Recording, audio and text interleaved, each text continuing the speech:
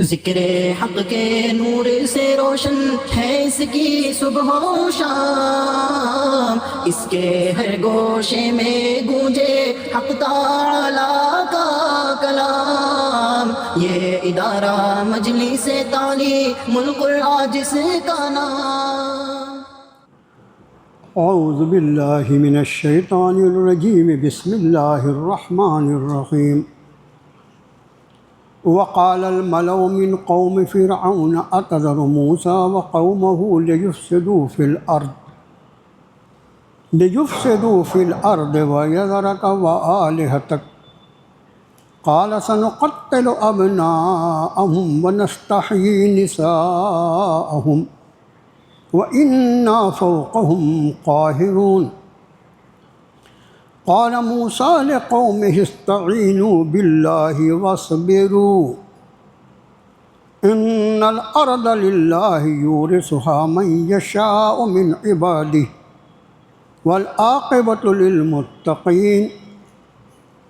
قالوا أوذينا من قبل أن تأتينا ومن بعد ما جئتنا قال عسى ربكم أن يهلك عدوكم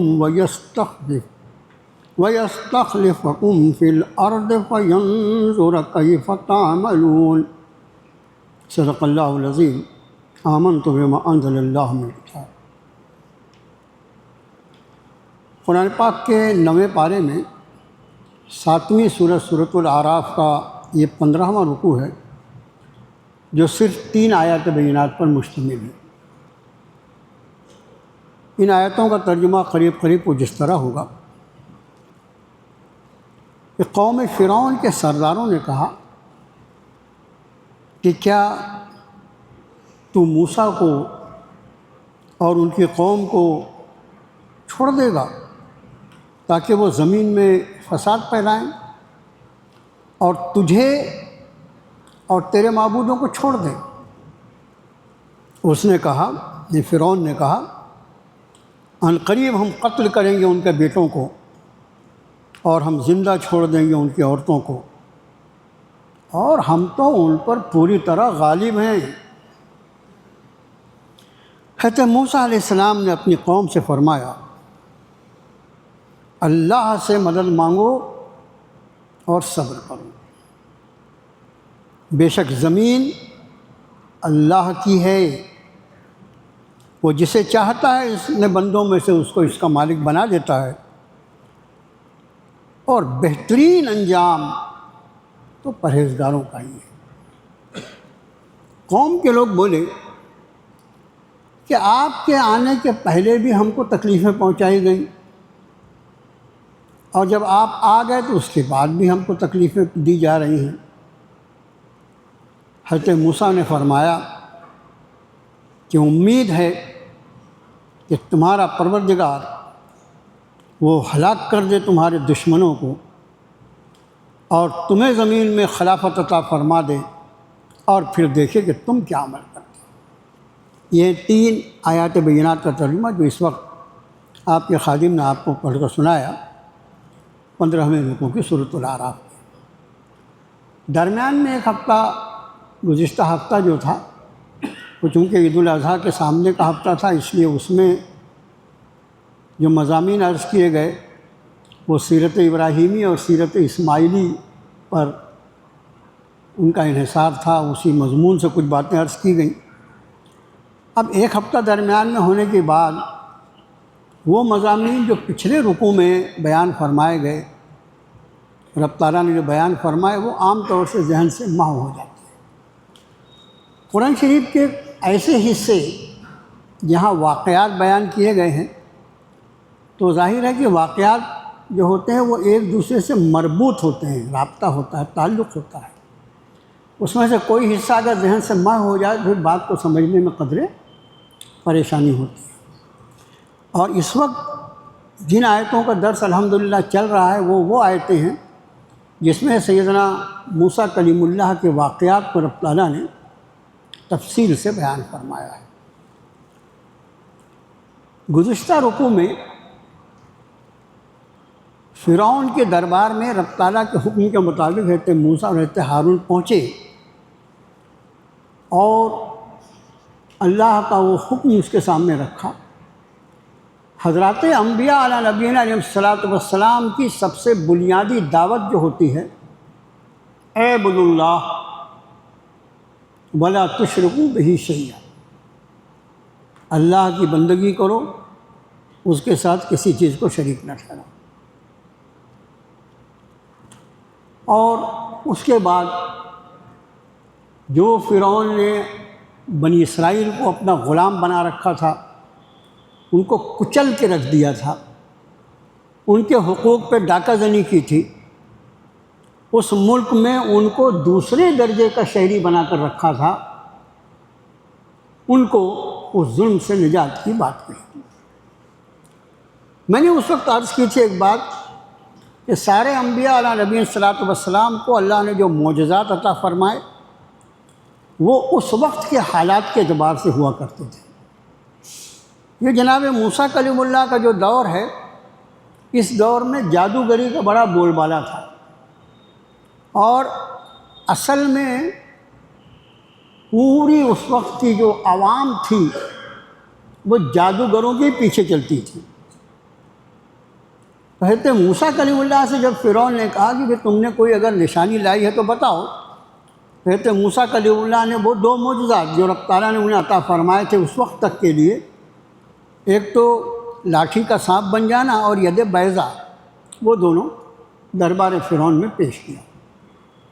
اور چونکہ دورہ جادو کا تھا تو فرعون نے بھی اسی بات کو عنوان بنایا کہ یہ بڑا جادو ہے، اور اس کے سردار جو ہاں میں ہاں ملانے والے تھے انہوں نے بھی یہ بات کہی کہ یہ دونوں بہت بڑے جادوگر معلوم ہوتے ہیں، اور ایسا لگتا ہے کہ یہ اپنے جادو کے زور پر آپ کی حکومت پر قبضہ کرنا چاہتے ہیں۔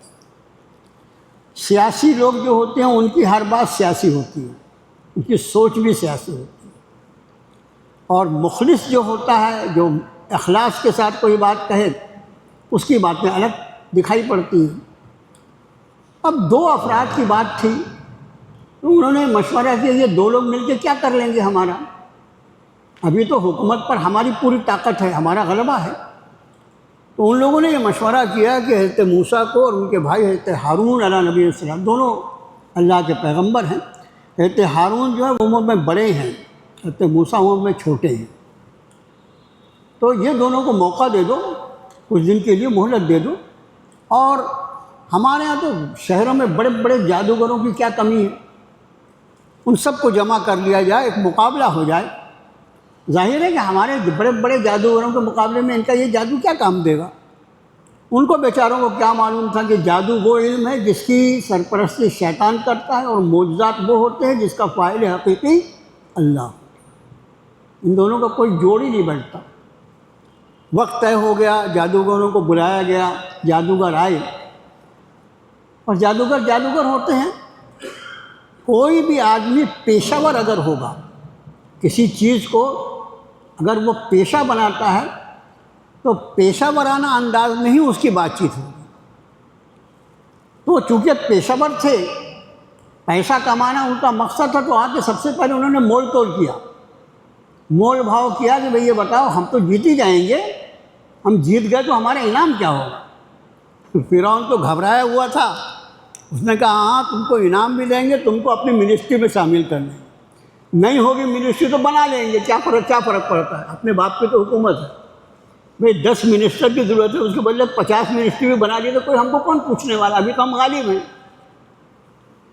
تو مقابلہ ہوا، اور پھر ہر فنکار جو ہوتا ہے وہ اپنے فن کی حقیقت کو جانتا ہے، اگر واقعی فنکار ہے، شعبدہ بازی کی بات ہم نہیں کر رہے ہیں، اگر واقعی فنکار ہے تو اپنے فن کی باریکیوں کو جانتا ہے۔ جادوگروں نے اپنے جادو ڈالے، پورا میدان جس کو لاکھوں لوگوں نے گھیر رکھا تھا دیکھنے کے لیے، اور فرعون بھی اپنے پورے کر و فر کے ساتھ وہاں موجود تھا، اور سارا میدان جو تھا ان کی لاٹھیاں اور رسیاں جو تھی وہ سانپ کی شکل میں دکھائی دی، اور قرآن نے کہا کہ سحروا اعین الناس، وَاسْتَرْهَبُوهُمْ وَجَاءُوا بِسِحْرٍ عَظِيمٍ، پچھلے رکوع میں آیت گزر گئی کہ انہوں نے لوگوں کی آنکھوں پہ جادو کر دیا، اور وَاسْتَرْهَبُوهُمْ، ان کو ڈرا دیا۔ پورا میدان سانپوں سے، بڑے سانپ چھوٹے سانپ سے بھرا ہوا ہے۔ آدمی کو ایک سانپ دیکھ لے آدمی تو اس کا پیشاب کھٹا ہو جائے، پورے سانپ کی سانپ، ایک سے ایک قسم کے، ایک سے الگ الگ قسم کے سانپ۔ قرآن نے کہا وَاسْتَرْهَبُوهُمْ، سارے دیکھنے والوں کو ڈرا دیا انہوں نے۔ وَجَاءُوا بِسِحْرٍ عَظِيمٍ، قرآن نے کہا لائے بھی پڑا جادو۔ جناب موسیٰ کلیم اللہ نبی انسان ہوتا ہے، انسان کی فطرت جو ہوتی ہے اسی فطرت کو صحیح رخ پہ ڈالنے کے لیے انبیاء علیہ نبی صلی اللہ علیہ وسلم کو بھیجا جاتا ہے۔ اس لیے انسان کی فطرت نبی کی فطرت ہوتی ہے۔ کہتے موسیٰ پر بھی اس کا اثر ہوا، اور رب نے فرمایا، ہم نے حکم دیا وَأَلْقِ عَصَاكَ، موسیٰ اپنا عصا ڈال۔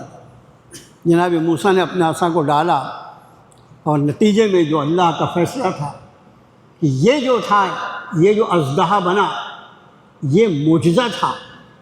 یہ واقعتاً وہ لاٹھی جو تھی وہ معجزات اللہ کے حکم سے اس نے سانپ کی شکل اختیار کر لی تھی، جبکہ باقی میدان میں جو سانپ دکھائی دے رہے تھے وہ صرف نظر بندی تھی۔ سانپ اوریجنل سانپ نہیں تھے، وہ نظر بندی تھی، نگاہوں کو باندھ دیا گیا تھا، جس کی وجہ سے وہ رسیاں اور لاٹھیاں سانپ دکھائی دے رہی تھیں۔ اور جناب موسیٰ کی لاٹھی نے واقعتاً اللہ کے حکم سے اژدہے کی شکل اختیار کی، اور ان سارے سانپوں کو نگل گئی۔ جب ان سارے سانپوں کو وہ نگل گئی اور جناب موسیٰ نے اس کو اٹھایا تو پھر وہ ان کی لاٹھی تھی۔ تو جادوگر، جیسا میں نے عرض کیا کہ ہر فنکار جو ہوتا ہے فن کی باریکی کو جانتا ہے، جادوگر سمجھ گئے کہ یہ جادو نہیں ہے۔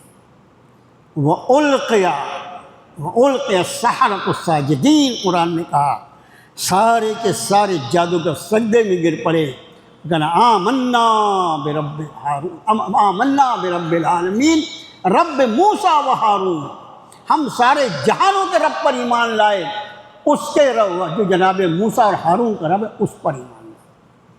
اب اس کے بعد فرعون کی کیا گت بنی ہوگی اس وقت کہ اس کے ہاتھ سے تو بازی چلی گئی نا، لیکن سیاسی آدمی تھا، اور اس کے جو آزو بازو اس کے حاشیہ بردار تھے، ہاں میں ہاں ملانے والے، انہوں نے کہا کہ صاحب یہ ایسا لگتا ہے کہ یہ دونوں لوگ، یہ موسیٰ اور ہارون اور یہ جادوگر جو ہارے ہیں نا، ان کی ملی بھگت معلوم ہوتی ہے۔ انہوں نے مل جل کر یہ پلان بنایا ہے کہ میدان میں آئیں گے، تم بھی اپنا کرتب ڈالنا، ہم بھی ڈالیں گے، تم ہار جانا، ہم جیت جائیں گے، اور اس طرح ہم اس کے ملک پر حاکم بن جائیں، اس کے ملک سے نکال دیں۔ اب کیا کیا جائے؟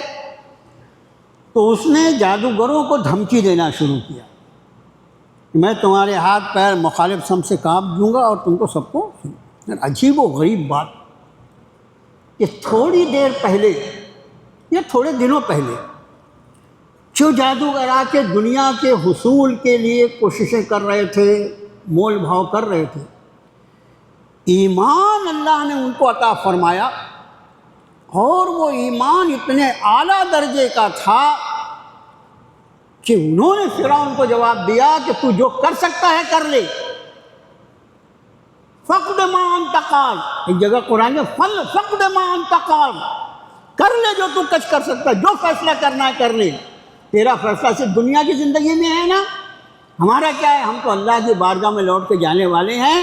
ارے چاہے بستر پہ ہماری موت آئے، یا تو جیسا کہہ رہا ہے کہ ہم تو سولی پہ چڑھا دے گا، ہم سولی پہ مریں، واپس کہیں اس مقام پہ جانا جو ہمارے رب کی بارگاہ ہے، ہم تو خوشی میں ہم تو جانے کے لیے، کوئی خوف نہیں، کوئی۔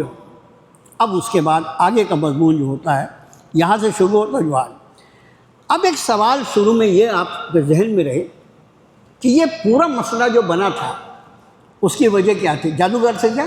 نہیں، اس کی اصل وجہ تو حضرت موسیٰ حضرت ہارون تھے نا۔ یہ اللہ کے دین کی دعوت لے کر آئے، پھر اس کے نتیجے میں جو سب کچھ واقعات پیش آئے، اور اس نے جادوگروں کو بلایا اور مقابلہ ہوا، اور جادوگر ہار گئے اور ایمان لے آئے، یہ سارا معاملہ جو ہوا اس کی بنیاد کون تھا؟ حضرت موسیٰ اور حضرت ہارون۔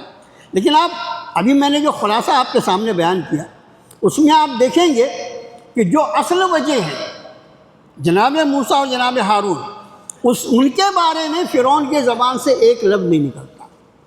اس کو کہتے ہیں ہیبت، اس کو کہتے ہیں حفاظت خداوندی۔ اللہ جس کی حفاظت کا فیصلہ فرما لے، اللہ جس کی حفاظت کا فیصلہ فرما لے، ہونا تو یہ چاہیے تھا کہ وہ جو کچھ اس نے جادوگروں کا میں تم کو ایسا کر دوں گا، تمہارا ہاتھ کر دوں گا، پیر کاٹ دوں گا، سولی پہ چڑھا دوں گا، فلاں کر دوں گا، ارے اس میں کچھ تو ہے کہ موسیٰ ہے کہ ہارون کے بارے میں اس نے کہنا تھا۔ لیکن رب تعالیٰ جس کے بارے میں زبان بندی کر دے، نظر بندی کر دے، اور اس کے بعد دماغ بندی کر دے، پھر آدمی کا کوئی بس چلتا نہیں۔ اب اگلا رکوع جو شروع ہو رہا ہے تو فرعون کے ذہن میں تو یہ بات تھی نہیں، اس کی وجہ حضرت سعید بن جبیر رحمۃ اللہ علیہ، یہ تفسیری روایات جو ہوتی ہیں اس میں ان حضرت سے بہت ساری روایتیں ہیں۔ وہ فرماتے ہیں کہ فرعون پر حضرت موسیٰ علیہ السلام کا اتنا زبردست رعب بٹھا دیا تھا اللہ نے کہ وہ نظر اٹھا کے حضرت موسیٰ کا چہرہ دیکھنے کی تاب نہیں رکھتا تھا، اور جب اس کی نظر حضرت سعید بن جبیر کے الفاظ میں نقل کر رہا ہوں آگے، آپ کو لگے گا کہ کیا ہوتا ہے۔ کہ سعید بن جبیر کہتے ہیں کہ حالت یہ تھی کہ جب فرعون کی نظر جناب موسیٰ کے چہرے پہ پڑتی تھی تو اس کا پاجامہ خراب ہو جاتا تھا، اس کا پاجامہ خراب ہو جاتا تھا۔ اتنی ہیبت تھی حضرت موسیٰ کی، حضرت موسیٰ کے بارے میں کیسے کچھ کہہ سکتا تھا۔ لیکن اس کے وہ حاشیہ بردار جو اس کے ہاں میں ہاں ملانے والے تھے۔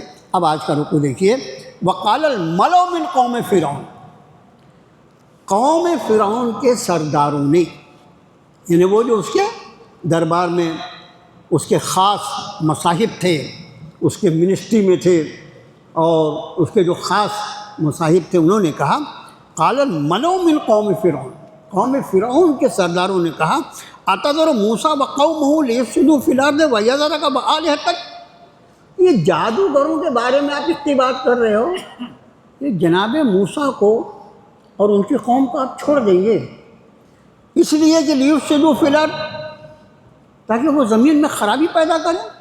ارے اتنا بڑا معاملہ پیش آ گیا، اتنے سارے جادوگر آپ کے خرچ پر آئے تھے، آپ نے اتنے وعدے کیے تھے، سب کے سب آپ کو چھوڑ کر چلے گئے، سب کے سب جناب موسیٰ پر ایمان لائے۔ اگر حضرت موسیٰ کو مزید مہلت دے دی گئی تو وہ اور ان کی قوم سے مراد بنی اسرائیل، ان کی قوم سے مراد بنی اسرائیل، وہ اور ان کی قوم جو ہیں وہ تو زمین میں خرابی پیدا کریں گے۔ وَيَذَرَكَ وَآلِهَتَكَ، ذرا یہ جملے وَيَذَرَكَ، اور وہ چھوڑ دیں گے تجھے، وَآلِهَتَكَ، اور تیرے معبودوں کو۔ کیونکہ یہ لفظ الہ جو ہے نا، الہ کا مطلب معبود ہوتا ہے، اور اس الہ کی جمع جو ہے وہ آلہہ عربی زبان میں، یعنی الہ جو ہے اس کی بھی جمع آتی ہے، وہ ہے آلہہ۔ یہاں پر فرمایا آلہتک، تیرے معبودوں کو۔ اب ایک سوال مفسرین نے کھڑا کیا کہ یہ فرعون جو تھا یہ تو خود کو اپنے آپ کے لیے کہتا تھا وَأَنَا رَبُّكُمُ الْأَعْلَىٰ، میں تمہارا سب سے بڑا رب ہوں، اور اس کی قوم جو تھی اس کی پرستش بھی کرتی تھی، اس کو سجدے بھی کرتی تھی، اور جو کچھ بھی رسوم عبادت ان کے نزدیک ہو سکتی ہے وہ سب بجا لاتی تھی اور اس کو اپنا رب سمجھتی تھی۔ یہاں پر الفاظ ہیں کہ جناب موسیٰ اور ان کی قوم چھوڑ دے تجھے اور تیرے معبودوں کو۔ یہ فرعون کے معبود کون؟ مفسرین نے فرمایا اصل میں دیکھیے ایک حقیقت کو ہمیشہ اپنے ذہن میں رکھیں۔ رب تعالیٰ نے سورہ قیامہ میں فرمایا کہ بل الانسان علی نفسہ بصیرہ، انسان جو ہے اس کو اپنے آپ پر خوب بصیرت حاصل، جانتا ہے اپنے آپ، بظاہر کسی کے سامنے وہ کتنا بھی چیخ لے، چلا لے، دعوے کر لے، لوگوں کو بیوقوف بنا لے، ماحول بنا دے، کچھ بھی کر لے، لیکن اس کی اپنی حقیقت اس کو معلوم رہتی ہے کہ میں کیا ہوں۔ وہ بیمار بھی ہوتا ہے، اچھا بھی ہوتا ہے، کبھی خوش ہوتا ہے، کبھی ناراض ہوتا ہے، بھوک بھی لگتی ہے، اس کو پیاس بھی لگتی ہے، تھک بھی جاتا ہے، جتنی انسانی کمزوریاں سب انسان کے ساتھ لگی ہوئی ہیں قدرتی طور پر. اور یہ مردود جو فرعون ہے اس کو تو اللہ نے ایسا ذلیل کیا کہ ساری قوم اس کو پوچھ رہی ہے. اس کا خود کا حال یہ کہ وہ بے اولاد ہے، گھر میں ایک اولاد نہیں ہے اس کے. تو اس کو یہ احساس تھا کہ میں کیا ہوں، میری کیا طاقت ہے. تو مفسرین نے دو رائے رکھی ہے. ایک تو اس نے خود اپنے محل کے ایک کمرے میں چند بتوں کو رکھا تھا اور ان بتوں کی پرستش کرتا تھا. رات میں اکیلے میں اٹھ کے ان بتوں کو، وہ سمجھتا تھا کہ میں تو بہت کمزور ہوں، کوئی طاقت ہے، کوئی طاقت ہے. حضرات انبیاء کی دعوت یہ ہوتی کہ وہ طاقت حقیقی اللہ کی ہے، لیکن یہاں تو تھا نہیں وہ، اس لیے کوئی طاقت ہے. اب پھر شیطان نے اس کو دکھا دیا بت پرستی کا راستہ، اور چند بت کو اس نے رکھا اپنے گھر میں اور رات کے اندھیرے میں ان کی پرستش کرتا. ایک دوسرے مفسرین کا ایک قول یہ ہے کہ اس نے اپنے گھر میں ایک گائے کا بت بنا کے رکھا تھا اور گائے کی پرستش کرتا تھا، اور اسی کی گائے کی پرستش کا اثر بنی اسرائیل میں گھس گیا تھا، جس کا واقعہ آگے پیش آیا. وہ جو سامری نے ایک بچڑا بنایا اور سارا تماشا ہوا اور بہت بڑے حصہ جو تھا قوم کا وہ بت پرستی پہ آ گیا. تو دو رائے مفسرین کی ہیں. یہ تشریح میں آپ سے عرض کر رہا ہوں آلہتک کی، تیرے معبود سے مراد مفسرین کی دو رائے. کچھ بتوں کو اس نے اپنے گھر میں اپنے محل میں رکھا تھا جن کی وہ پرستش الگ رات میں کرتا تھا، اور دوسرے مفسرین کی رائے ہے کہ اس نے گائے کا بت بنا کے رکھا تھا. اور اس سے معلوم یہ ہوتا ہے کہ گو پرستی جو ہے بہت پرانا مرض ہے. قال، اب فرعون سے کیا کہہ رہے ہیں قوم کے لوگ، کیا تو موسیٰ کو اور ان کی قوم کو چھوڑ دے گا کہ وہ زمین میں خرابی پیدا کرے، تجھ کو اور تیرے معبودوں کو چھوڑ دیں؟ جواب میں وہ کیا کہتا ہے، قالا واحد کا صیغہ ہے، مطلب یہ. اس کے بعد فرعون کا قول رب تعالیٰ نقل فرما رہے ہیں، سنقتل ابناءہم ونستحیی نساءہم، ہم ان کی قوم کے لوگوں کے لیے فیصلہ کر دیں گے کہ ان کے لڑکوں کو قتل کیا جائے، ان کی لڑکیوں کو چھوڑ دیا جائے. ابھی بھی جناب موسیٰ کلیم اللہ کے بارے میں اس کی زبان سے کچھ نہیں نکلا. یہ بار بار جو میں آپ کے سامنے بات عرض کر رہا ہوں، مفسرین نے اس نقطے کو بطور خاص اجاگر کیا ہے کہ جب اللہ تعالیٰ کسی کی حفاظت کا فیصلہ فرما لے تو اس طرح حفاظت فرماتے ہیں کہ اب اس نے بتایا کہ ہم یہ کریں گے کہ ان کی لڑکیوں کو قتل کریں گے، ان کے لڑکوں کو قتل کریں گے، ان کی لڑکیوں کو عورتوں کو زندہ چھوڑ دیں گے. وَإِنَّا فَوْقَهُمْ قَاهِرُونَ، وَإِنَّا فَوْقَهُمْ قَاهِرُونَ، اور ہم ان کے اوپر پوری طرح غالب ہیں. ہم حاکم ہیں، ہمارا ملک ہے، ہمارا قانون ہے، ہماری طاقت ہے، ہمارے بل بوتے پر ہم جو چاہیں وہ کر سکتے ہیں، ان کو جتنا دبانا چاہیں دبا کے رکھ سکتے ہیں. لفظ اس میں وَإِنَّا فَوْقَهُمْ قَاهِرُونَ، ہم ان پر پوری طرح غالب ہیں. اس کے بعد یہ 3 آیتیں جو ہیں رکوع 15واں ہیں. میں سمجھتا ہوں آپ میں سے اکثر لوگ پڑھ کر بھی آئے ہوں گے. ہمارے بعض ساتھی جس میں بطور خاص ہمارے ماسٹر عبد الجلیل صاحب جو ہیں ماشاءاللہ، وہ تو اس کو رکوع نمبر بھی باقاعدہ لوگوں کو یاد دلاتے ہیں کہ فلاں رکوع ہے. دیکھ کر آنا چاہیے، اس سے مضمون کے سمجھنے میں آسانی ہوتی ہے. اس رکوع پر ایک مرتبہ اور نگاہ ڈالیے. ایسا لگتا ہے یعنی قرآن جو نبی کریم صلی اللہ علیہ وسلم کو عطا کردہ معجزات میں سے سب سے بڑا معجزہ ہے، کیسی زندہ جاوید کلام ہے وہ، اس لیے کہ اس رب کا کلام ہے جو حی اور قیوم ہے، جو لا یموت ہے، جس کی ذات ہمیشہ سے ہے اور جس کو کبھی موت لانے والا نہیں. ایسا اللہ، اس کا کلام ہے یہ. اس لیے اس کلام کے موضوع کو دیکھو، اس کے بیانات کو دیکھو، ان 3 آیتوں کے مضامین کو دیکھو، اور اس وقت اس ملک کے حالات اور اس ملک میں امت مسلمہ کی مظلومیت، امت مسلمہ کا سوچنے کا انداز، امت مسلمہ پر ڈھائے جانے والے مظالم، امت مسلمہ کو کچلنے کی کوششیں، امت مسلمہ کو بے نام و نشان کر دینے کی سازشیں، ان سب کو اپنے سامنے رکھے. اب میں تو کہتا ہوں پوری امت مسلمہ کو کہا جائے کہ اٹھو اور یہ سورۃ الاعراف کا یہ 15واں رکوع دیکھو.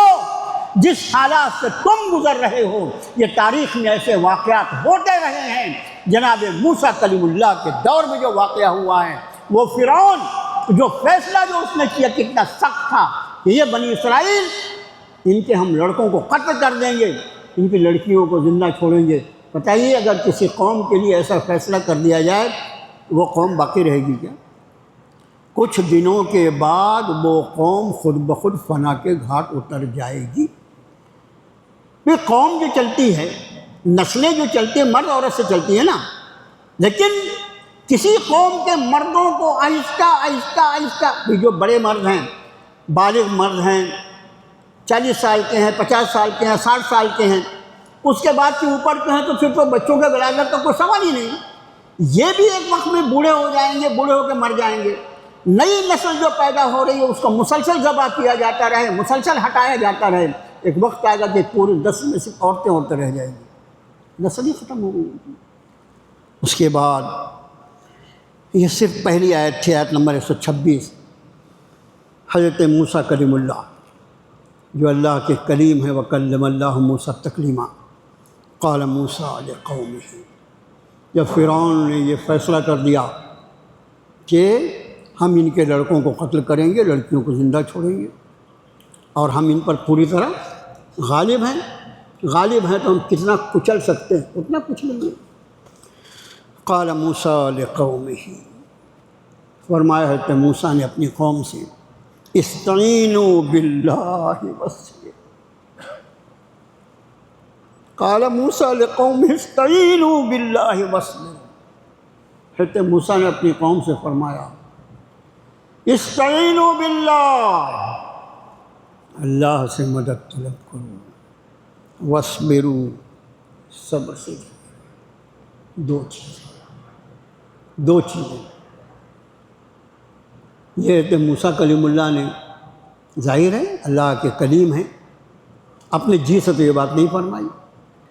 وہ سارا فساد، وہ سارے مظالم، قوم بنی اسرائیل کو بے نام و نشان کرنے کے فرعون کے سارے ارادے اور اس کی ساری پلاننگ، ان سب کے جواب میں جناب موسیٰ اپنی قوم سے فرماتے ہیں استعینوا باللہ واصبروا، اللہ سے استعانت طلب کرو، اللہ سے مدد طلب کرو اور صبر کرو۔ بس یہی دو حل قیامت تک کے لیے امت مسلمہ کے سارے مسائل کا حل ہے، استعینوا باللہ واصبروا۔ اب اس دو الفاظ کی تشریح اللہ کرے کہ وقت کے اندر اللہ اپنے فضل سے کروا دے۔ استعانت جو ہے، چلے سورہ فاتحہ میں چلتے ہیں۔ سورہ فاتحہ میں 7 آیات ہیں، 7 مثانی، قرآن نے کہا 7 بار بار دہرائی جانے والی آیت ہیں۔ ان 7 مثانی میں مفسرین جس آیت شریفہ کو مرکزی آیت سورہ فاتحہ کی بیان کرتے ہیں، 7 آیتیں ہیں نا، اس میں ایک آیت شریفہ وہ ہے، دیکھو سورہ فاتحہ کے بارے میں، سورہ فاتحہ اور پورا قرآن، اس کے بارے میں الحمدللہ ہم اور آپ خوب جانتے ہیں کہ سورہ فاتحہ بندے کی زبان میں دعا ہے، اہدنا الصراط المستقیم ایک دعا ہے، اور اس اہدنا الصراط المستقیم کی دعا کی قبولیت جواب دعا میں پورا الف لام میم سے ناس کی سین تک ہے۔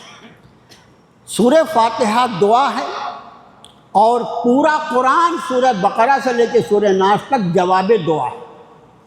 مفسرین نے فرمایا پورے قرآن میں جو مضامین بیان فرمائے گئے، ان سارے قرآن کے مضامین کو اگر کوئی اختصار کے ساتھ سمجھنا چاہے تو وہ سورہ فاتحہ کو پڑھے۔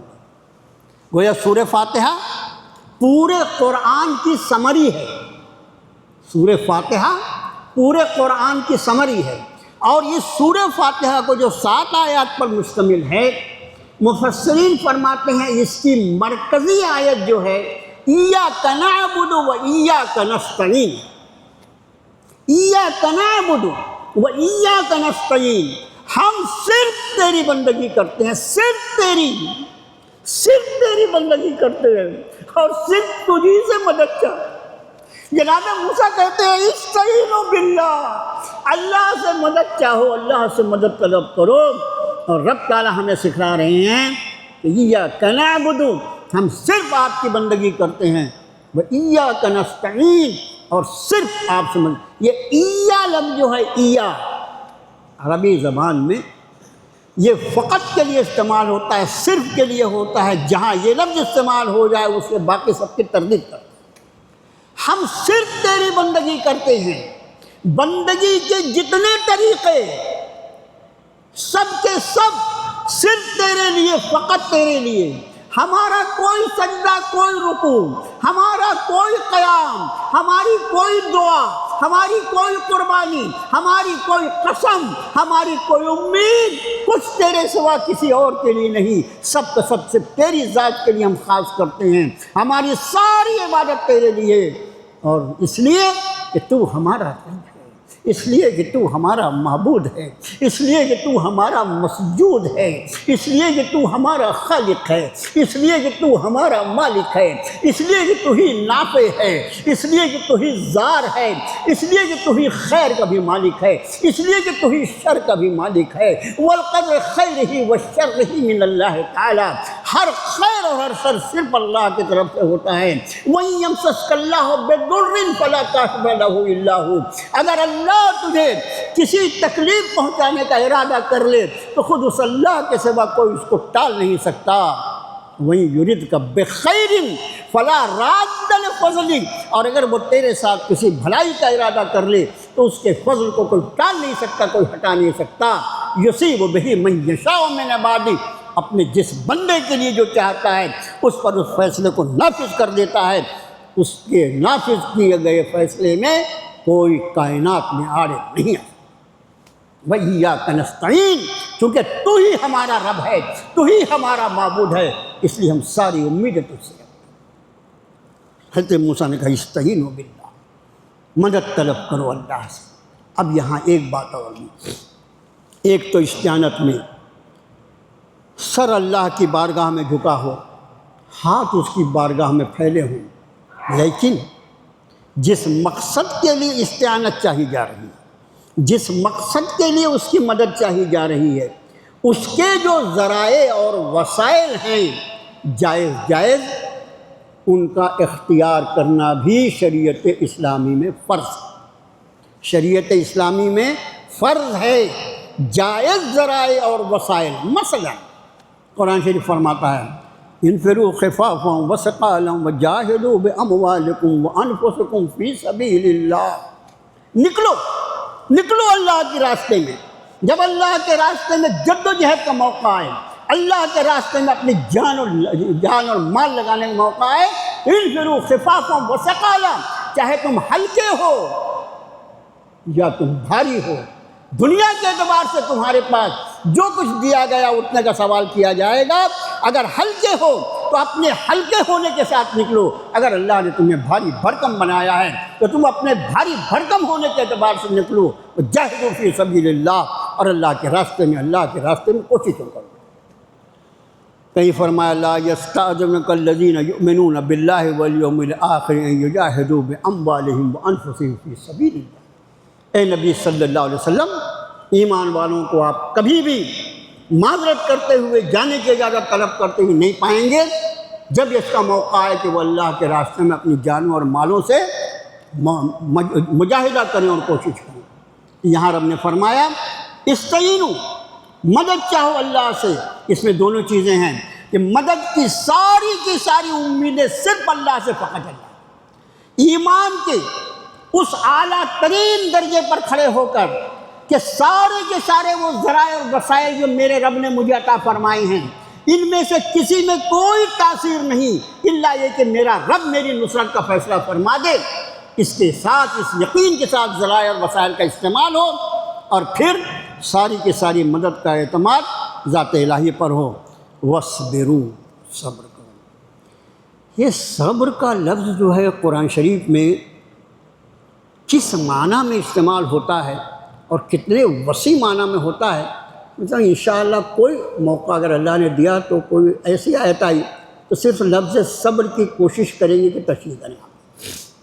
آپ دیکھیے جیسے سورہ فاتحہ کے بارے میں آپ کے خادم نے عرض کیا کہ یہ 7 مثانی ہے، پورے قرآن کی کا اختصار ہے، پورے قرآن کی سمری ہے، اسی طرح سورہ عصر، سورۃ العصر، جس کے بارے میں بعض علماء کا یہ قول بھی مفسرین نقل کرتے ہیں کہ ان کا یہ ہے کہ اگر پورا قرآن نہ بھی نازل ہوتا اور صرف سورہ عصر اللہ نازل فرما دیتے تو سورہ عصر سے دین کے سارے مسائل نکالے جاتے۔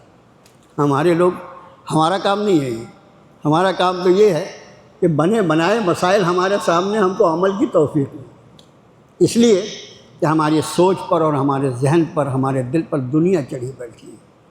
یہ ان لوگوں کا حال ہے جن کی نزدیک اللہ کی ذات عالی جو تھا وہ ان کے زندگی کا مقصد تھا، اور ہر ایمان والے کے زندگی کا مقصد جو ہونا چاہیے وہ صرف اللہ کی ذات ہے۔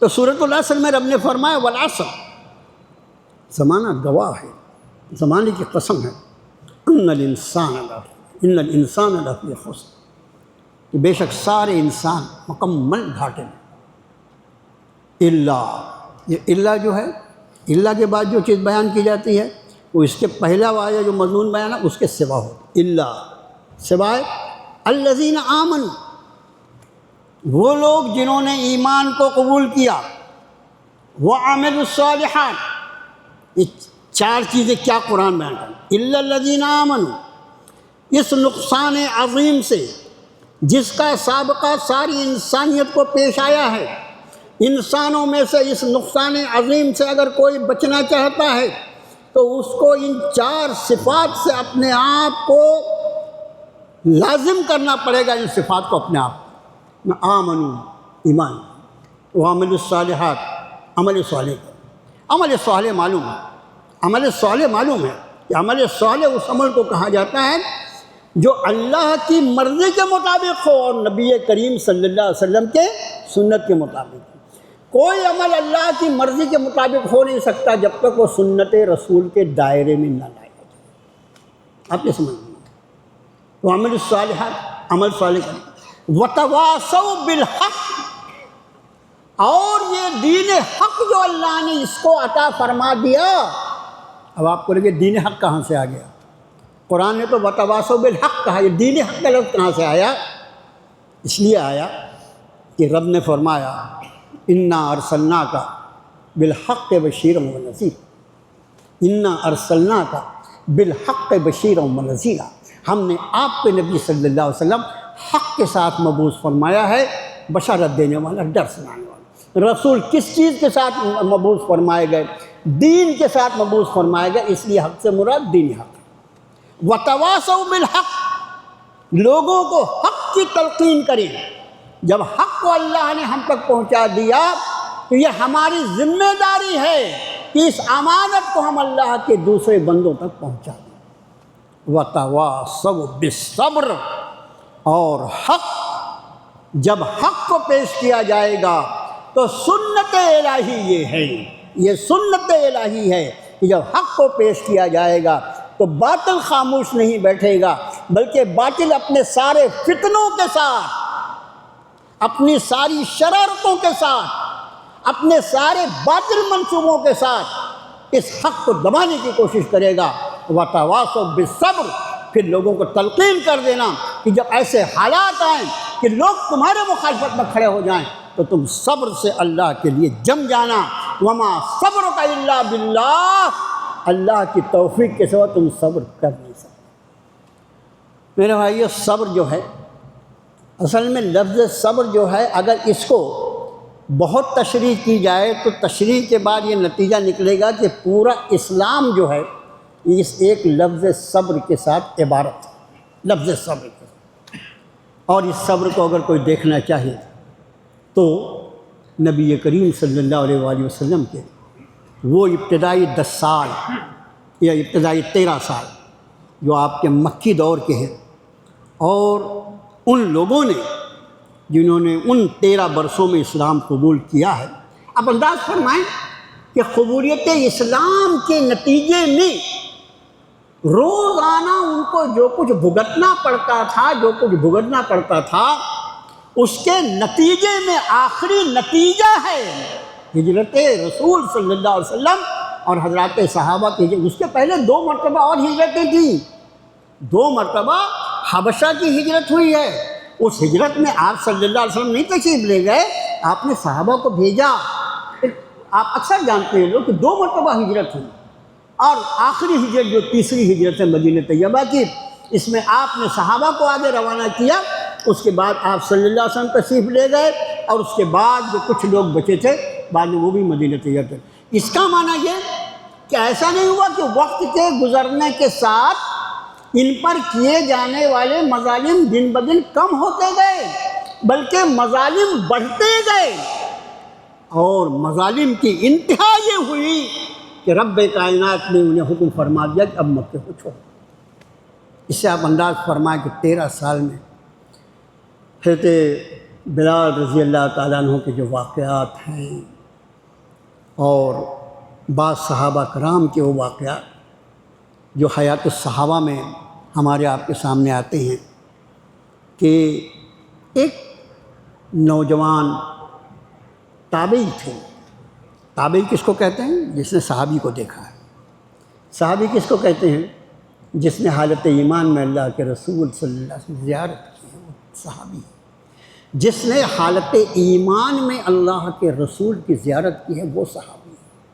اگر ایمان کی دولت نہیں ہے تو ابو جہل نے بھی تو برسوں رسول اللہ کے چہرے انور کو دیکھا ہے نا، ابو لہب نے بھی تو برسوں رسول اللہ کے چہرے کو دیکھا ہے نا، چچا ہے نا، ابو لہب سگا چچا ہے، ابو لہب آپ کا سمدھی بھی ہے، 2 بیٹیاں آپ ابو لہب کے بیٹوں کے نکاح میں تھیں، اس نے تو سینکڑوں ہزاروں بار رسول اللہ کے چہرے انور کو دیکھا نا۔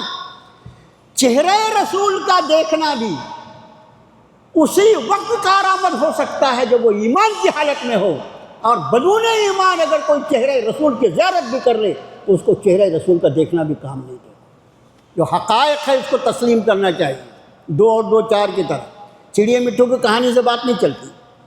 تو وہ تابعی جو ایک صحابی کے شاگرد ہیں، ظاہر ہے کہ صحابی وہ جس نے ایمان کی حالت میں رسول اللہ کو دیکھا، اور تابعی وہ جس نے رسول اللہ کو تو نہیں دیکھا لیکن ان آنکھوں کو دیکھا جن آنکھوں نے رسول اللہ کو دیکھا۔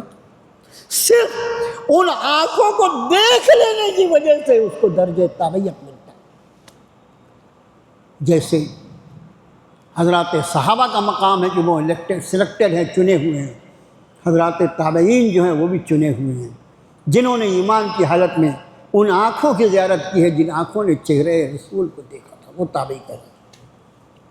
انہوں نے عرض کیا کہ حضرت آپ لوگوں کی کیا تقدیر ہے کہ رسول اللہ صلی اللہ علیہ وسلم کو آپ نے اپنی آنکھوں سے دیکھا ہے، بڑا جی چاہتا ہے کہ کاش اللہ نے ہمیں بھی اس دور میں پیدا کیا ہوتا۔ فرمایا بیٹے اللہ کا شکر ادا کرو کہ اللہ نے تمہیں اس دور میں پیدا نہیں کیا۔ کیا کہا آپ نے؟